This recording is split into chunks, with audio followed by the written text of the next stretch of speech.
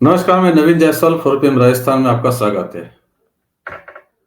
राजस्थान में 25 नवंबर को वोटिंग हुई थी, जब जनता ने अपना वोट डाला था कि उसे राजस्थान में किसकी सरकार चाहिए, जिसका फैसला पता चला 3 दिसंबर को। जब काउंटिंग हुई, परिणाम सामने आए, तब पता चला कि जनता का फैसला था कि राजस्थान में कांग्रेस की सरकार नहीं रहे और भाजपा की सरकार बने। लेकिन इसके बाद से जनता का रोल खत्म हो गया और अब राजस्थान के अंदर जो भी सत्ता का हस्तांतरण हुआ है, मुख्यमंत्री बने हैं, चाहे मंत्री बने हैं, चाहे उनके विभागों का बंटवारा हुआ है, चाहे अफसरशाही हो, अब सारे फैसले राजस्थान के बाहर से हो रहे हैं। 3 दिसंबर को रिजल्ट आए थे, वो भाजपा की सरकार बनना तय हुआ था, लेकिन मुख्यमंत्री का फैसला होते होते 9 दिन लग गए और 12 तारीख को एक पर्ची केंद्रीय पर्यवेक्षक राजनाथ सिंह लेकर आए। वो उन्होंने वसुंधरा राजे को विधायक दल की बैठक में थमाई और तब नाम निकला मुख्यमंत्री का कि भजनलाल शर्मा, जो पहली बार विधायक चुने गए हैं, वो राजस्थान के मुख्यमंत्री होंगे। साफ तौर पर यह फैसला दिल्ली से था, पार्टी आलाकमान का था, या सीधे शब्दों में कहे तो प्रधानमंत्री नरेंद्र मोदी का और केंद्रीय गृह मंत्री अमित शाह का था। उनके साथ 2 डिप्टी सीएम बनाए गए थे, दिया कुमारी और प्रेमचंद बैरवा। वो फैसला भी उसी विधायक दल की बैठक में निकला था और जाहिर है वो फैसला भी दिल्ली से ही हुआ था। इसके बाद कयास लगाए जाने लगे कि मंत्री कौन बनेंगे, और जब मंत्रियों का फैसला हुआ तो उसके लिए भी लंबा इंतजार करना पड़ा। मुख्यमंत्री की शपथ के 15 दिनों के बाद 30 दिसंबर को जाकर मंत्रिमंडल का विस्तार हुआ और 22 मंत्री बनाए गए। जो नाम आए, तब भी ये साफ था कि ये नाम भी पार्टी के आलाकमान के स्तर पर ही तय हुए हैं। नाम भी दिल्ली से आए हैं कि किन्हें कैबिनेट मंत्री बनाया जाएगा, किन्हें राज्य मंत्री बनाया जाना, किन्हें राज्य मंत्री स्वतंत्र प्रभार बनाया जाना। एक एक नाम दिल्ली के स्तर पर ही फाइनल हुआ। इसके बाद फिर इंतजार शुरू हुआ कि मंत्रियों को विभाग देना है। कहा तो यही जाता है कि विधायक दल का नेता विधायक चुनते हैं और मंत्री किसको बनाना है वो मुख्यमंत्री का अधिकार होता है। विभागों का बंटवारा तो बहुत बाद की बात है और वो स्वाभाविक रूप से मुख्यमंत्री का अधिकार होता है, लेकिन विभागों के बंटवारे के लिए भी फिर लंबा इंतजार करना पड़ा।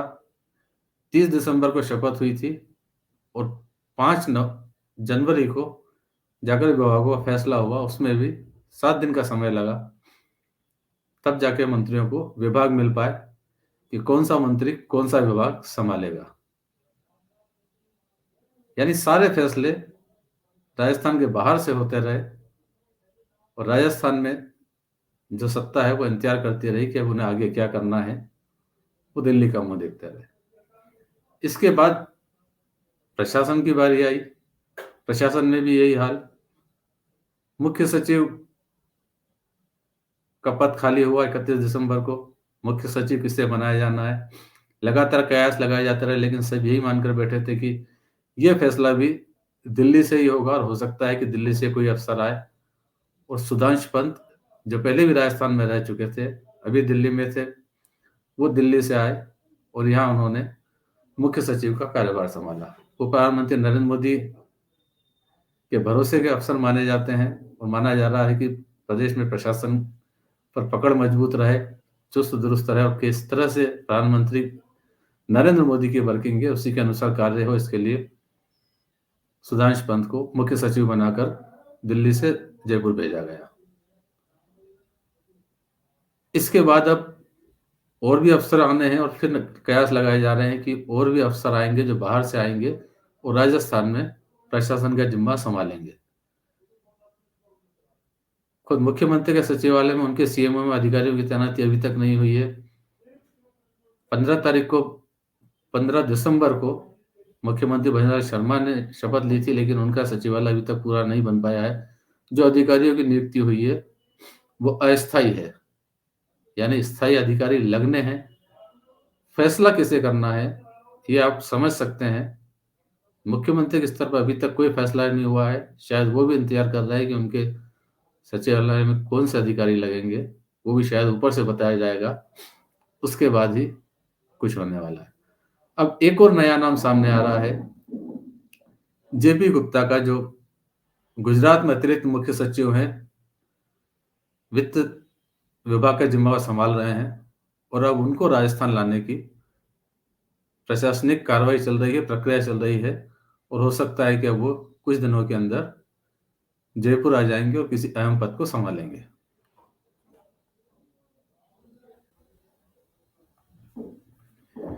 जेपी गुप्ता गुजरात कैडर के अधिकारी है, लेकिन मूलतः रहने वाले राजस्थान के हैं, दौसा के रहने वाले हैं, और गुजरात आईएएस बनने के बाद गुजरात में कई महत्वपूर्ण पदों पर रह चुके हैं, कई विभागों को संभाल चुके हैं, जिसके अंदर भू राजस्व भी है, परिवहन है, वित्त है, और इसके अलावा Gujarat water infrastructure limited, Gujarat estate investment limited, Gujarat urban development company limited जैसे सरकारी उपक्रमों में वो सेवाएं दे चुके हैं।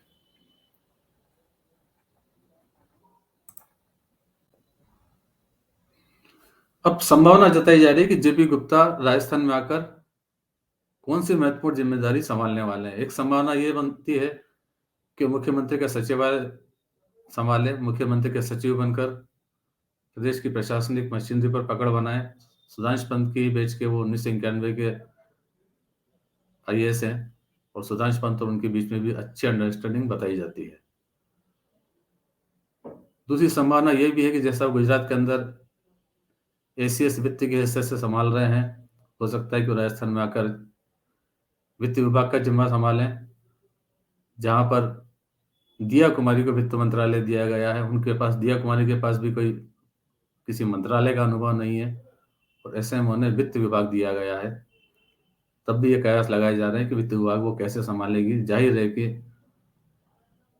कुछ अफसरों की जरूरत पड़ेगी जो उनके भरोसे के हों, जो केंद्र के भरोसे के भी हों, और जो कर्ज में डूबे हुए प्रदेश को, प्रदेश की माली हालत को ठीक कर सकें और बेहतर प्रशासन दे सकें। क्योंकि इससे पहले वित्त मंत्रालय पिछले 20 सालों से मुख्यमंत्रियों के पास ही रहा है, चाहे अशोक गहलोत रहे, चाहे भाजपा की सरकार में वसुंधरा राजे मुख्यमंत्री रही, दोनों बार, बल्कि 4 कार्यकाल कहेंगे तो चारों कार्यकाल के अंदर वित्त विभाग मुख्यमंत्री के पास रहा है। 20 साल के बाद ये विभाग मुख्यमंत्री से निकलकर किसी मंत्री के पास आया है। ऐसे में अफसरों की भूमिका भी बड़ी महत्वपूर्ण होगी।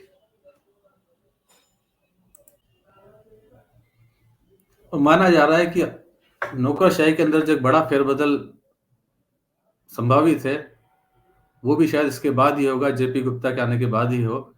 क्योंकि अभी जो भजला सरकार ने आने के बाद जो तबादले किए हैं, जो 2 लिस्ट निकाली है, 72 आईएएस अफसरों के ट्रांसफर किए हैं, उसमें 33 जिलों के कलेक्टर भी बदले हैं, लेकिन वो सब सचिव स्तर के या उसी स्तर के अधिकारी हैं। जो सचिवालय में बैठ के पूरे विभाग के मुखिया हैं, प्रमुख सचिव स्तर के अधिकारी, एसएससी स्तर के अधिकारी, उनके तबादले अभी नहीं हुए हैं। उसके लिए भी इंतजार किया जा रहा है कि पहले दिल्ली के समीकरण सेट हों, उसके बाद ही राजस्थान की नौकरशाही में परिवर्तन होंगे।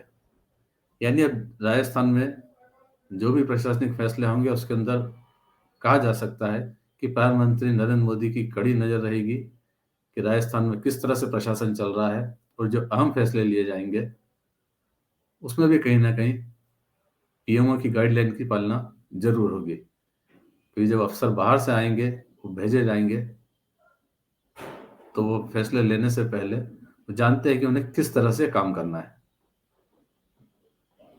तो फिलहाल इस वीडियो में इतना ही, और अंत में एक बार फिर आपसे ये कहना है कि 4PM राजस्थान चैनल को सब्सक्राइब जरूर करें, और इस वीडियो को लिंक को ज़्यादा से ज़्यादा शेयर भी करें।